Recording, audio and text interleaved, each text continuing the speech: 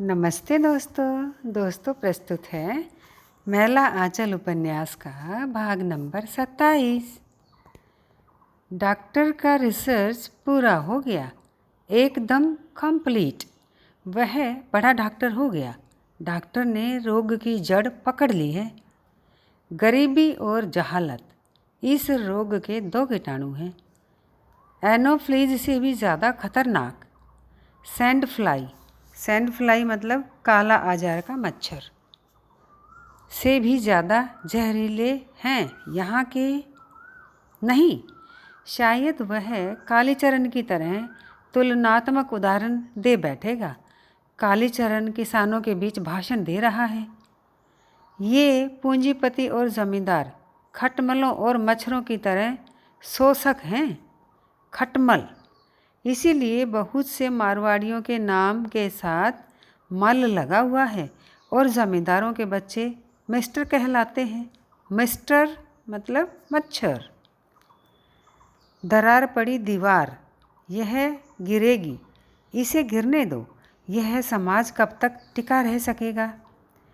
तहसीलदार विश्वनाथ प्रसाद के दरवाजे पर पंचायत बैठी है। दोनों तहसीलदार के अगल बगल में बालदेव और कालीचरण जी बैठे हैं। बाभन राजपूत के साथ में बैठा है। यादव एक ही ऊंचे सफरे मतलब बिछावन।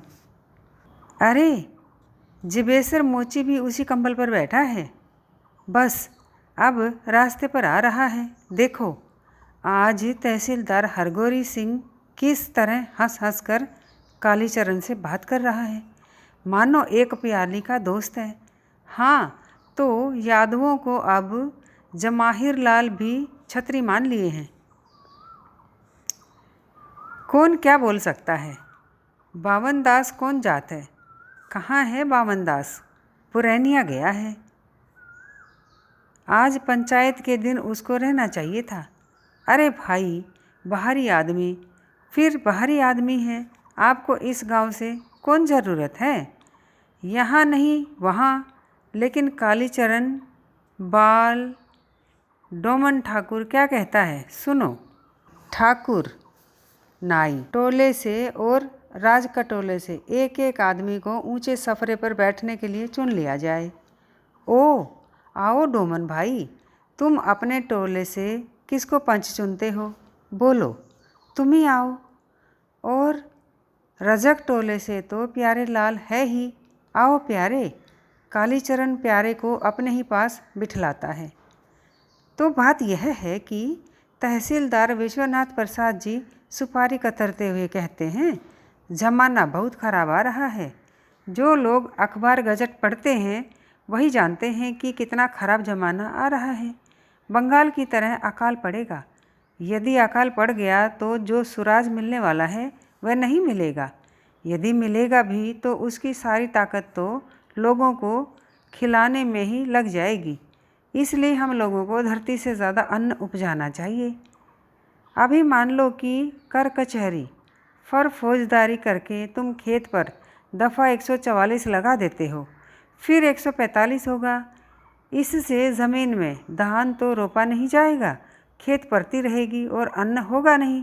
इसके बाद मालिक लोगों से ही यदि धान मांगोगे तो कहाँ से देंगे मालिक लोग?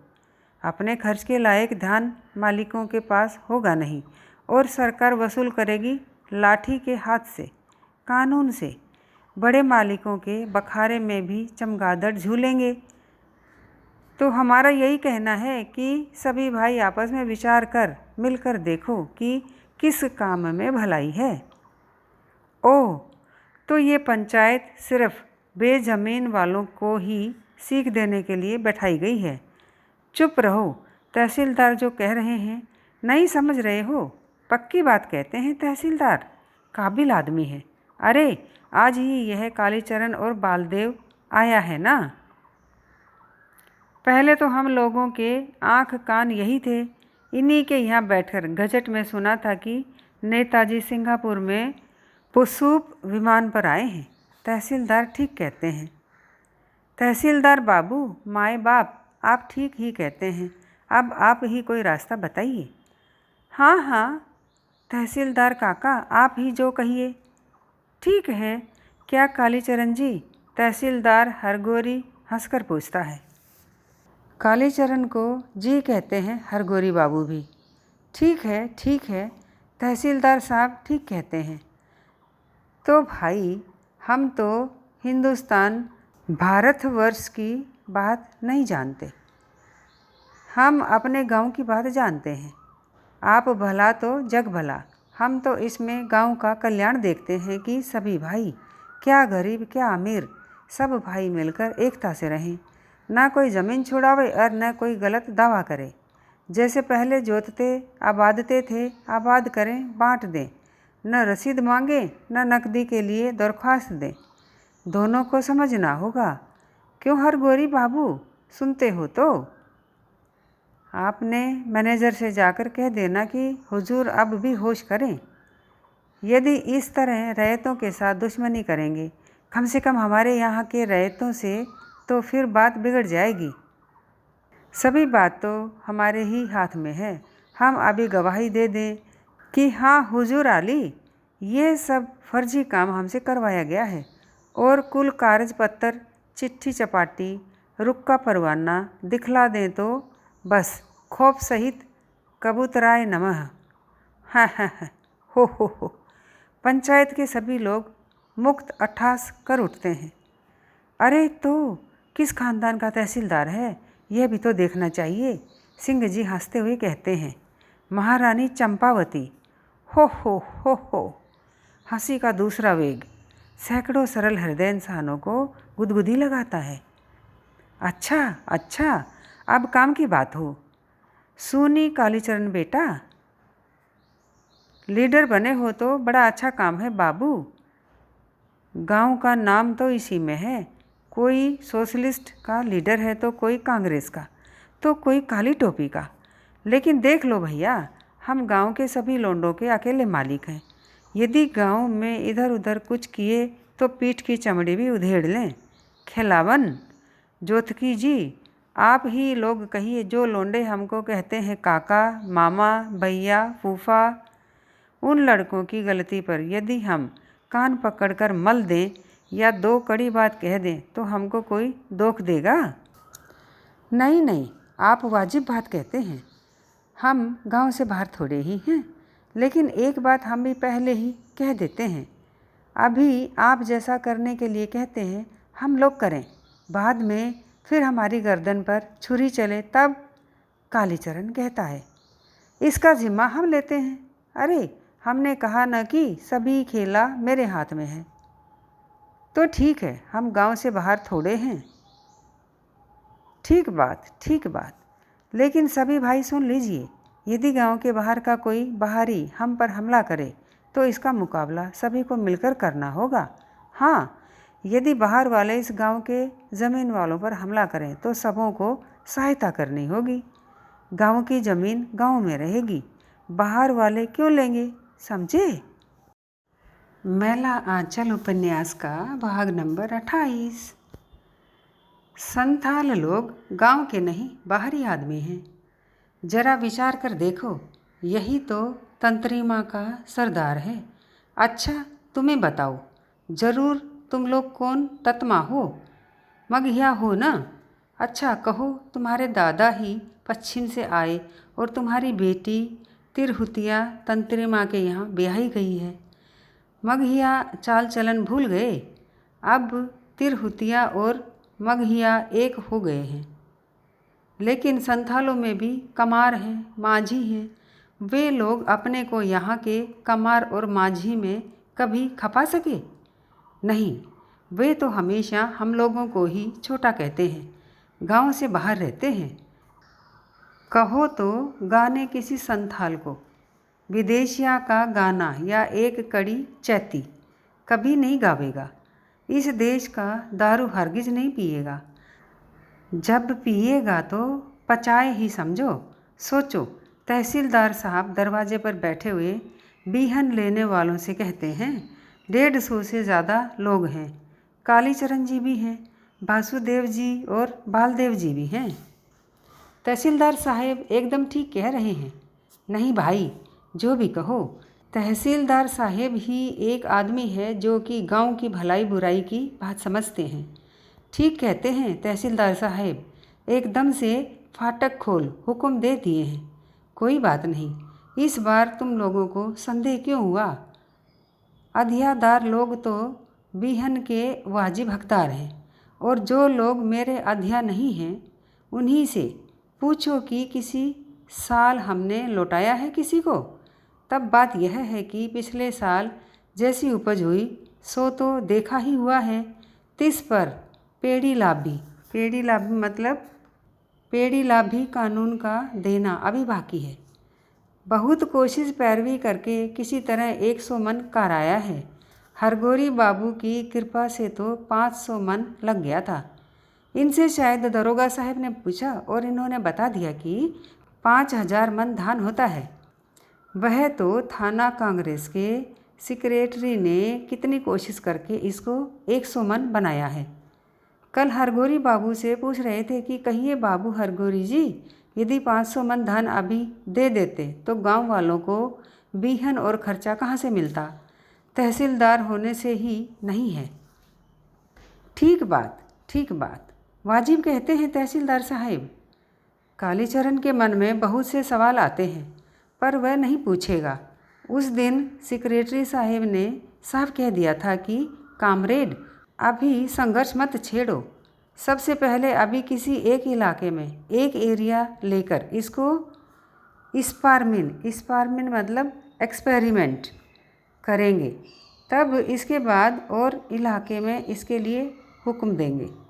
सो भी संघर्ष से 1 महीना पहले दरख्वास्त लेना होगा लोगों से, फिर इंक्वायरी, फिर एग्जीक्यूटिव मीटिंग, तब जाकर राय निकलेगी कि संघर्ष करना चाहिए कि नहीं। मेल माफत और पंचायत से अभी जो काम चले चलाइए, कुछ दिनों के बाद तो पार्टी एकदम धावा बोल देगी। हाँ तहसीलदार साहब ठीक कहते हैं, कालीचरण भी कहता है, बालदेव जी भी कहते हैं। बोनदास कहाँ है? पुरैनिया से लौटकर नहीं आया है। हरगोरी बाबू भी अभी अच्छी तरह समझ गए हैं कि काली टोपी वाले नौजवानों की लाठियों से ज़्यादा खतरनाक हथियार है कानूनी नुक्स। तहसीलदार विश्वनाथ प्रसाद इसके माहिर हैं, उनसे अभी बैर मोल लेना ठीक नहीं। सिंह जी को, हरगोरी को तहसीलदारी का पूरा भरोसा था। काली टोपी वाले संयोजक जी पर पूरा विश्वास था, लेकिन तहसीलदार विश्वनाथ ने तो कानून की ऐसी लकड़ी लगाई है कि भूमिहार भी मात। राजपूत का बल्लम बर्छा उसके आगे क्या करेगा? ऊपर से कितना हंसमुख और कितना मिठबोलिया है तहसीलदार विश्वनाथ, लेकिन पेट में जिलेबी का चक्कर है। राज का नया सर्किल मैनेजर दांतों तले उंगली दबाता है। ऐसा कानूनची आदमी, कहा इस्तीफा दे दो, इसलिए तड़ाक से दे दिया। कांग्रेस का लीडर हो गया। हद है, इससे पार पाना मुश्किल है। हरगोरी ने सिंह जी के नाम संथाल टोली की 25 एकड़ ज़मीन बेनामी करवाई है, जिसमें से 2 एकड़ सिंह जी को मिलेगी। खेलावन ने भी 5 बीघा संथाल टोली की बंदोबस्त ली है। बेतार का खबर सुमृत दास कोयरी टोले वालों से कहता है, यदि हरगोरी तहसीलदार ने तहसीलदार विश्वनाथ प्रसाद के नाम 200 बीघे और मेरे नाम से 5 बीघे ही लिखी पढ़ी नहीं की तो फिर देख लेना। हाँ कायस्थ है, खेल नहीं। सुमृत दास बेतार अब फिर तहसीलदार विश्वनाथ के साथ है। अब तो जैसे हरगोरी तहसीलदार वैसे विश्वनाथ तहसीलदार, लेकिन शर्त यही है, संथालों को सब मालूम है। अभी बालदेव जी, बाबन दास जी और कालीचरण जी सब एक हो गए। संथाल लोग अच्छी तरह जानते हैं, कोई साथ देने वाला नहीं। धर्मपुर में देखा नहीं, ऐसा ही हुआ। इसीलिए बड़े बूढ़े ठीक कह गए हैं, यहाँ के लोगों पर विश्वास मत करना। जब जिससे फ़ायदा हो ले लेना, मगर किसी के साथ मत होना। संथाल संताल है और दिक्कू दिक्कू। दिक्कू संथाल लोग और गैर संथाल को, संथाल लोग गैर संथाल को दिक्कू कहते हैं। पंचाए देह को पत्थर की तरह मजबूत बनाता है। और पीकर देखो यहाँ का दारू, पत्थर को गला देगा। हरगिज नहीं, दिक्कू आदमी, भट्टी का दारू, इसका विश्वास नहीं। अरे तीर तो है, यही सबसे बड़ा साथी है। साथी साथ छोड़ सकता है, तीर कभी चूकता नहीं।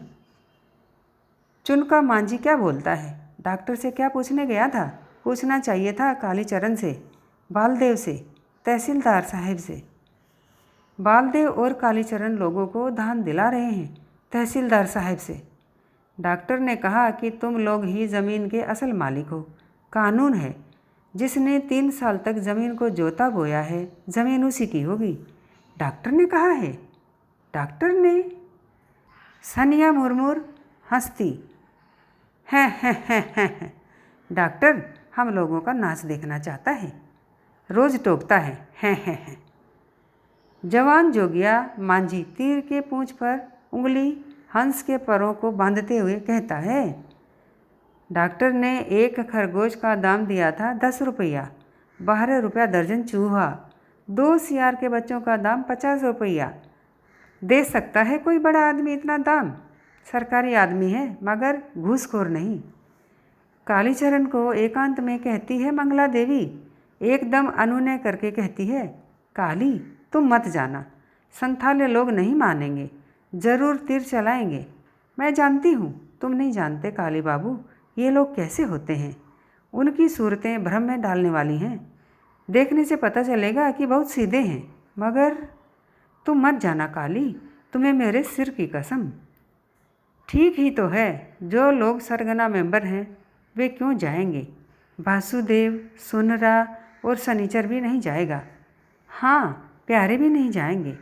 सोमा जट जाएगा, जाने दो, वह मेंबर नहीं है। बालदेव जी तो ऐसी जगह जाएंगे ही नहीं, वहाँ हिंसा का भय है, वे नहीं जा सकते। तहसीलदार साहेब लीडर हुए हैं, खुद जाएं या लठेतों को भेजें, हिंसा करें या अहिंसा करें। बालदेव जी तो सिर्फ चवनिया मेंबर हैं। बावन दास यदि रहता तो अभी अकेले सबको मैं तहसीलदार विश्वनाथ के कानून के मात कर देता, लेकिन उसका भी दिमाग खराब हो गया है। 7 दिन हुए चिट्ठी लिखाने गया है, सो लौटा नहीं है। गांधी जी को चिट्ठी देगा? गांधी जी को इतनी फुर्सत कहाँ है बाबा, जो तुमको जवाब देंगे। लेकिन नहीं, बावन ने बहुत बार चिट्ठी लिखवाई है और हर बार जवाब आया है। भाई बावन दास जी, आपका खत मिला। उस बार शशांक जी सबको पढ़कर सुना रहे थे। महात्मा जी ने बावन दास को प्रणाम लिखा है। बावन दास को महात्मा जी भगवान कहते हैं। बावन जरूर अवतारी आदमी है, वह ठीक कहता है। भारत माता और भी जार बेजार रो रही है। मैया रे मैया, बाबा हो बाबा। कौन रोती है? कौन? रमपियरिया रोती है। उसके भाई गनोरी को तीर लग गया। कहाँ लगा? किसने मारा? संथालों ने। कहाँ? लोग भागे क्यों आ रहे हैं? गांव में कुत्ते भूख रहे हैं, कोए काँव काँव कर रहे हैं। जोतकी काका ठीक कहते हैं, गांव में चील काग उड़ेगा। हंसेरी बलवा, लाठी निकाल ले। लाठी निकाल रे। कहाँ हंसेरी? भाला निकालो रे। कहाँ हंसेरी? कैसा बलवा, क्या बात है? संथाल लोग तहसीलदार विश्वनाथ प्रसाद के 40 बीघा वाले बीहन के खेत में बीहन लूट रहे हैं। नई बंदोबस्ती वाली ज़मीन में नहीं भाई, अपनी खास ज़मीन में, कोठी के पास वाली ज़मीन में। लाठी निकालो। गनोरी ने हल्ला किया, तीर छोड़ दिया। जांघ में लगा है तीर, लहू की नदी बह रही है। बेहोश है, अस्पताल में टांग कर लाया गया है। संथाल लोग बेखौफ धान का बीहड़ उखाड़ रहे हैं। चलो चलो मारो, साला संथाल, बाहरी आदमी, जान जाए तो जान जाए। तहसीलदार विश्वनाथ प्रसाद की ही ज़मीन पर धावा किया है। चलो रे। भों भों भूं, कुत्ते परेशान हैं, भूखते भूखते। रिंग रिंग रिंग रिंग, डा डा डा डा डा डा। संथालों के डिग्गा और मादल एक स्वर में बोल उठे। Ring ring ring ring ring, डा डा डा डा। आज रिंग रिंग ता धिनता अथवा डा डिग्गा नहीं, सिर्फ रिंग रिंग रिंग, डा। यह खेत में बजा रहा है, संथालिनों को सचेत कर रहा है। तुम लोग भी तैयार रहो। डा। संथालिनें जवाब देती हैं। री अर्थात तैयार हैं। जूड़े में फूल खोसने में बस जितनी देर लगे, तैयार हैं। जय काली माई की जय। 200 गलों की आवाज़ सुनकर काली थान के बड़ गाछ पर बैठे हुए कोए एक ही साथ काँव काँव कर उड़ते हैं। कुत्ते और भी जोर से भूकने लगते हैं। जय काली माई की जय, महात्मा गांधी की जय, इनकलाब जिंदाबाद, भारत माता की जय, सोशलिस्ट पार्टी जिंदाबाद, झंडा हिंदू राज का, हिंदू राज की जय, तहसीलदार विश्वनाथ की जय, बालदेव जी की जय। घेर लो चारों ओर से, भागने न पावें। हो। अब नारा नहीं, सिर्फ हो। घर घेर मारो, हो। तीर चला रहा है, लेट जाओ, तीर चलाओ, मारो गुलेटा चलाओ। बिरसा मांझी भागा जा रहा है, मारो भाला। बिरसा पानी में गिर पड़ा, छप, भाला लग गया। सुखानू को क्या हुआ? तीर लग गया कलेजे में। संथालिनें भी तीर चलाती हैं, बच्चे भी। बिरसा मांझी गिर पड़ल रे, डा। री। गिरने दो, तुम भी गिरो। बैठ के तीर चला सोनिया।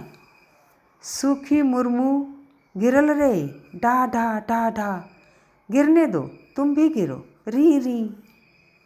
जगारी बेटा, ठीक निशाना लगा बेटा, हरगोरी तहसीलदार के कलेजे पर। हाँ वह बेटा, डा। हरगोरी तहसीलदार गिरल रे, गिरने दो। री। तहसीलदार, हरगोरी तहसीलदार गिर पड़ा, भागो मत। ए सुनो, तुम लोगों को अपना माँ बहन की कसम, गुरु देवता की कसम, काली क्रिया, जो भागे वह दोगला। संथालों के तीर खत्म हो रहे हैं, अब घर के मारो। मंगलदास को संभालो, चलो। जय काली माई की जय। मारो भाला। अरे बच्चा नहीं है, इसी ने तहसीलदार को मारा है। वाह बहादुर, ठीक है, अब लगाओ गुलेटा उस बूढ़े को। साला डिग्गा बजा रहा है, भाग रहा है। साले सब भाग रहे हैं, घेरो, भागने न पावे। संथालिनें पाट के खेत में छिपी हुई हैं, घेर लो। एकदम फ्री, आज़ादी है, जो जी में आवे करो। बूढ़ी जवान बच्ची जो मिले, आज़ादी है। पाट का खेल है, कोई परवाह नहीं है, फांसी हो या काला पानी, छोड़ो मत। संथालिनें भी रोती हैं, दर्द से छटपटाती हैं, चिल्ला कर रोती हैं या गाती हैं। कोहराम मचा हुआ है पाट के खेतों में, कोठी के जंगल में। कहाँ 200 आदमी और कहाँ 2 दर्जन संथाल, 1.5 दर्जन संथालिनें। सब ठंडा। संथाल टोली के 4 आदमी ठंडे हुए, 7 घायल हुए और एक लड़के की हालत खराब है। संथालिनें दोहरे दर्द से कराह रही हैं। तहसीलदार की हंसेरी में 10 ठंडे हुए, 12 बुरी तरह जख्मी हुए और 30 आदमी को मामूली घाव लगा है। संथाल टोली को लूट लिया गया।